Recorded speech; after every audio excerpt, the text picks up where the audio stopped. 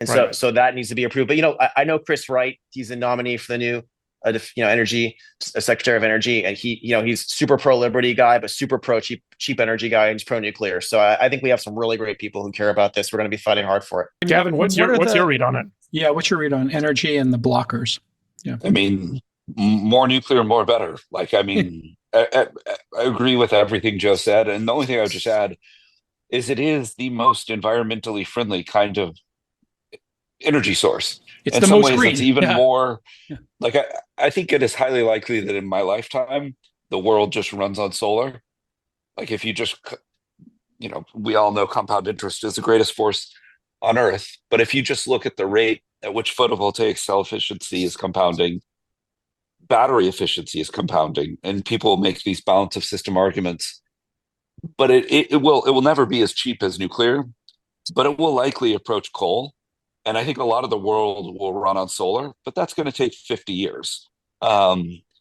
Nuclear is arguably just as environmentally friendly, done right and carefully, and it is here now. And so that's Yeah. I don't want. It is I don't want- unbelievable to watch. Not exactly Moore's law, but this precipitous drop in the cost of just solar panels.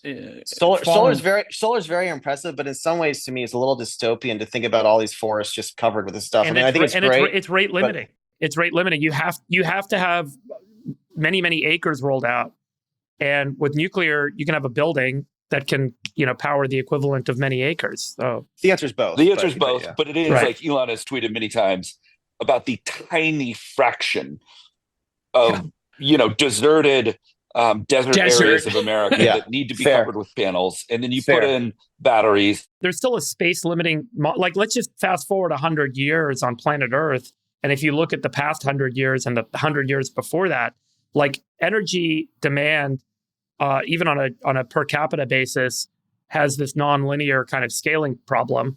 And that means that land consumption will scale nonlinearly. Now we have it. If we're going to say 100 years, though, sorry to interrupt. If we're going to say 100 years, technology changes. It's very clear you could probably do it from space if you really wanted to. This sounds crazy, but you probably could have tons of these in space. 100 years is far. We have enough uranium in just the crust of the northern hemisphere to, in other words, power everything we are can on the imagine verge for of unlimited energy for all time. Just to wrap this up and move us on. If we can get out of our own way. Get out of our own way with a bunch of midwits who have put so much regulation in place and who are working from home for 4 hours a week.